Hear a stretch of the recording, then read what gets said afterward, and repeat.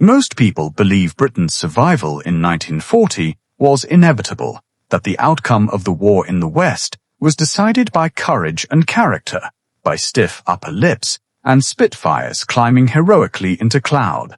That belief is comforting. It is also wrong. The truth is quieter and far more disturbing.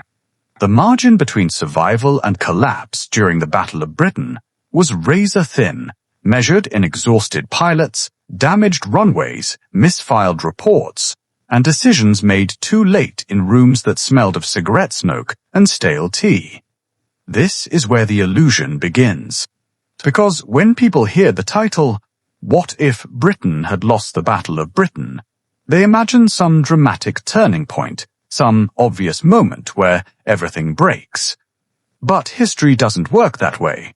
Collapse usually arrives through accumulation, small failures stacking on top of each other, delays that feel temporary, choices that seem reasonable at the time. And that brings us directly to the reality behind the phrase, "London has fallen," not as spectacle, as administration, as logistics, as a capital slowly losing its ability to function. By late summer 1940, Britain was not winning. It was enduring. Fighter squadrons were flying multiple sorties a day. Aircraft were being repaired faster than they should have been.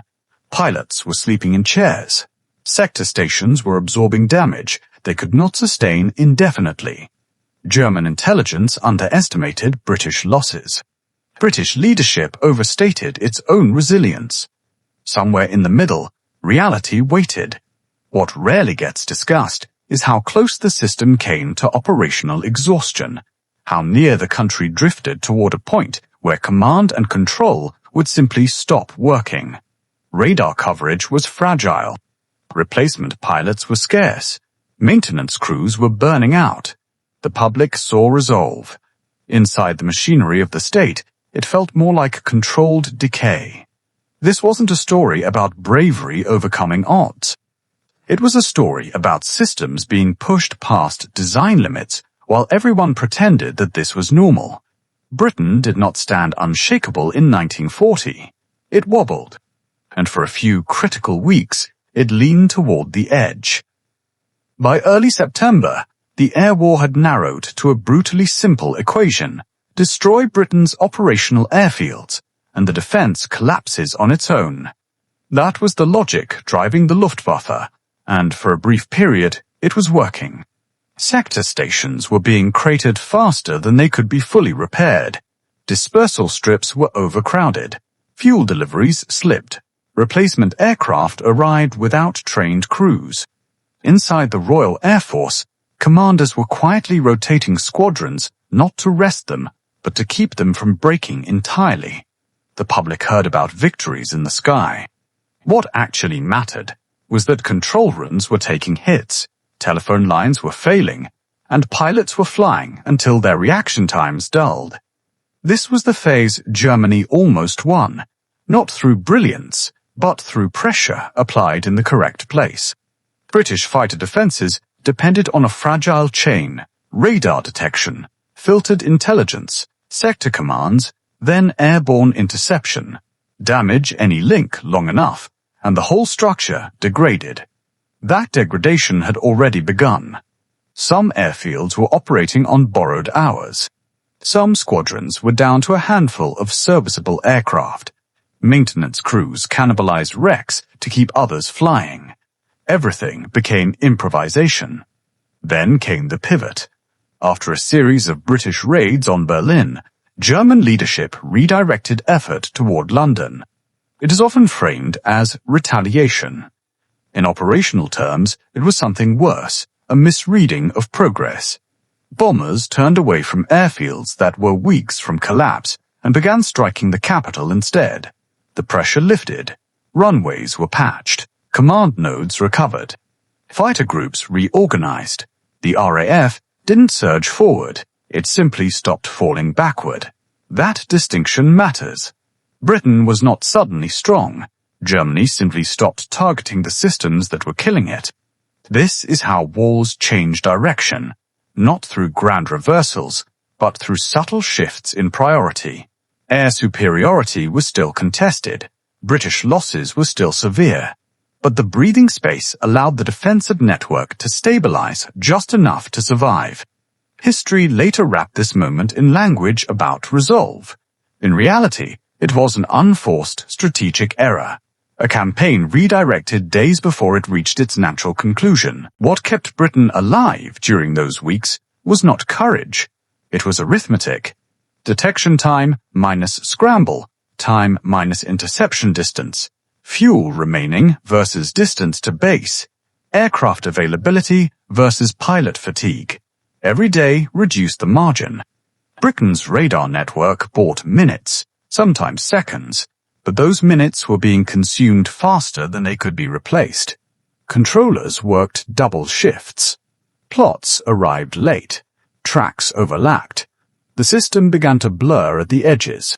Pilots were technically rotating off the line, but rest meant a few hours on a cot before being called back. Reaction speeds slowed. Judgment dulled. Small mistakes multiplied. Planes returned riddled with holes that maintenance crews patched overnight using whatever parts could be scavenged. Some aircraft flew with mismatched panels. Some flew without radios. Replacement pilots arrived with barely enough hours to be trusted in formation, let alone combat. This is where the myth breaks down. Britain was not regenerating strength. It was spending it. Every interception burned fuel that could not be stockpiled. Every landing added stress to airframes already near their limits. Every damaged runway delayed sorties that could not be recovered later. And all of this was happening while civilian infrastructure absorbed increasing strain. Rail lines carried evacuees instead of supplies. Repair crews were stretched across too many sites. Communication delays crept into decision loops that depended on speed. The Germans believed Britain was hiding reserves. Britain knew it wasn't. The defensive network functioned like a man running downhill, momentum masking exhaustion. The outcome hinged on whether collapse arrived before relief, and collapse was approaching in quiet ways. Pilots began misidentifying aircraft. Controllers lost tracks. Aircraft were written off for minor damage because repair queues were full. None of this looked dramatic. It looked procedural. This is how modern states fail, through capacity erosion, not spectacle. The defense of Britain did not hinge on one decisive battle. It balanced on cumulative strain.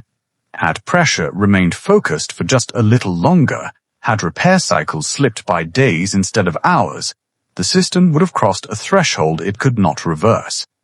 People imagine a fallen capital as firestorms and surrender flags. The reality would have been slower, colder, administrative.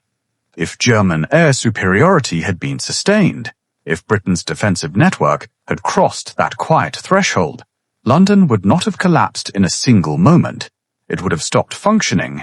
Ministries would relocate, then fragment. Communications would degrade into partial messages and delayed directives. Transport corridors would clog with civilians moving without coordination. Financial clearing would pause. Insurance markets would freeze. Food distribution would become irregular. Hospitals would operate on contingency schedules that assumed tomorrow might be worse than today. The phrase, "London has fallen," does not mean rubble. It means governance failure inside London. Air raids would concentrate on rail junctions, power nodes, telephone exchanges, river crossings. Not symbolic targets, systems. Once those systems begin to fail simultaneously, decision-making slows everywhere. Orders arrive late. Resources move in the wrong direction. Local authorities act independently because central guidance no longer arrives in time. Panic does not erupt all at once. It leaks. Civil servants start sleeping in offices. Police shift from routine control to crowd management. Emergency stockpiles are opened early because nobody trusts the next delivery window. Cabinet meetings become shorter, then less frequent, then dispersed. This is what strategic bombing is designed to achieve, not terror, but paralysis. And paralysis spreads faster than fear. Britain's political leadership had evacuation plans, continuity protocols, emergency committees. None of them were built for sustained aerial dominance over the capital. They assumed resilience. They assumed time. Remove those assumptions and the structure hollows out. The population would not immediately revolt. That comes later. First comes confusion, then shortages, then localized authority replacing national coherence. With air cover gone, naval coordination weakens. Industrial output slips. Diplomatic channels grow unreliable. Allies receive mixed signals. Markets stop believing official statements. The country does not surrender. It disassembles. This is why air superiority mattered more than invasion fleets. Control the sky long enough, and the state begins to fracture on its own. Not heroically. Quietly. By the time anyone speaks of defeat, it has already happened in spreadsheets, timetables, and unanswered phones. For years, historians treated Operation Sea Lion as fantasy, a paper exercise doomed by tides, weather, and the Royal Navy. That judgment only holds if Britain retains air control. Remove that assumption, and the calculus changes immediately. An invasion of southern England was never meant to be elegant. It was meant to be overwhelming in narrow corridors, improvised across fishing barges and rivercraft, protected by air dominance rather than naval supremacy. With British fighters neutralized and coastal radar degraded, German transport formations would not need perfection. They would need time. Time to establish beachheads. Time to push inland far enough to seize ports. Time to disrupt rail hubs before organized counterattacks could form. British coastal defenses were thin, designed for delay, not repulsion. Army units stationed in the south were under-equipped, short on armor, and still reorganizing after the evacuation from France. Ammunition stocks were uneven, heavy weapons were scarce.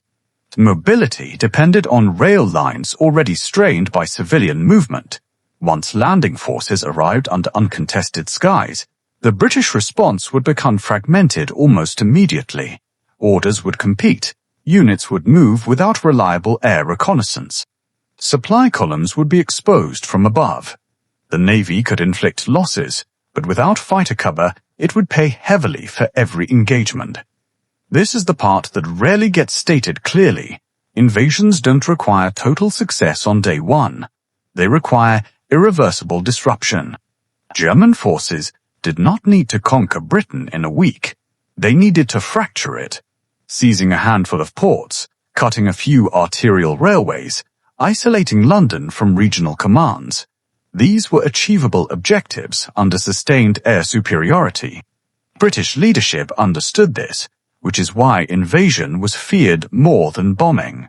Not because it promised instant defeat, but because it introduced chaos into an already exhausted system. Once foreign troops were operating on English soil, political cohesion would begin to unravel. Negotiation pressures would rise. Regional authorities would act independently. And the strategic clock would start running against Britain, not Germany. This is the point where mythology usually steps in, where speeches are remembered and resolve is assumed. But under invasion conditions, leadership becomes arithmetic again. Winston Churchill would not have been choosing between victory and defiance. He would have been choosing between forms of collapse. With German forces advancing inland and London no longer functioning as a coherent command center, the British cabinet would fracture along practical lines, those arguing for relocation of government, those pushing for negotiated terms, those insisting on continued resistance from provincial strongholds that lacked the infrastructure to sustain it. Industry would already be slowing. Coal deliveries would be erratic. Food rationing would tighten beyond planned thresholds. Regional commanders would begin making autonomous decisions because centralized authority could not keep pace with events. Churchill's power rested on a system that assumed territorial control and operational continuity. Strip those away, and his authority becomes symbolic. He could broadcast resolve, but he could not manufacture ammunition, reopen rail corridors, or reassemble shattered communications networks. Civilian morale would not collapse overnight. It would thin. Families separated by evacuations would lose contact. Local councils would start requisitioning supplies without authorization. Police would shift from enforcement to containment. Behind closed doors, diplomats would explore channels that were never meant to be used. The question would stop being how to win and become how to prevent complete disintegration. An exile government was theoretically possible, but it required ports, secure transport, and foreign coordination, all of which depended on air and sea control already slipping away. Negotiated settlement, once unthinkable, would enter serious discussion, not because leaders lacked courage, but because systems were failing faster than rhetoric could stabilize them. This is what cornered leadership looks like in modern war. Not dramatic standoffs, quiet meetings, short memos, contingency plans replacing strategy. Churchill would still speak, but power would be migrating elsewhere into logistics failures, regional improvisation, and irreversible momentum. Once Britain ceased to function as a unified fighting state, the war stopped being European and became structural. There would be no secure Atlantic bridge, no stable staging ground for American material, no intact island fortress absorbing pressure while others regrouped. The United States would still debate involvement, but now from a position of strategic distance, watching a continent fall without a forward anchor. Washington planners had built their assumptions around Britain holding. Remove that pillar and timeline stretch, risk tolerance collapses, and isolationist voices gain leverage. Across Eastern Europe, the balance shifts just as quietly. The Soviet Union would face a Germany no longer tied down in the West, able to redeploy air units, armor formations, and industrial focus eastward months earlier than history allowed. That changes everything. Moscow's margin for survival narrows. German production concentrates. Supply lines shorten. Diplomatic calculations harden. Neutral states recalibrate overnight. Spain edges closer to Axis alignment. Turkey hedges. Scandinavia locks down. The Mediterranean becomes a German-influenced corridor instead of a contested space. This is how empires expand, not through conquest alone, but through the absence of resistance hubs. Britain's fall would not produce a single dramatic reshuffle.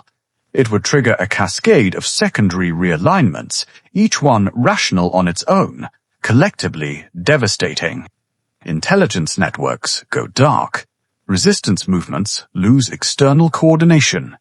Colonial administrations receive conflicting instructions from a government that no longer controls its own capital. Financial markets reprice risk globally. Shipping insurers withdraw coverage from entire regions. The war accelerates not in tempo, but in inevitability. Germany does not become invincible. It becomes unopposed in critical theaters long enough to entrench advantages that would take years to unwind. By the time American industry fully mobilizes, the map is already rewritten. Strategic depth favors the Axis. Casualty projections double. Any eventual liberation effort becomes larger, bloodier, and slower. This is the consequence most people miss. Britain was not just defending itself in 1940. It was holding open the future. Remove that holding action, and history doesn't collapse into darkness all at once. It slides, methodically, into a world where power consolidates because no one is positioned to interrupt it. What survives in textbooks is victory language. What disappears is proximity to failure. Britain's official story remembers resilience, unity, defiance.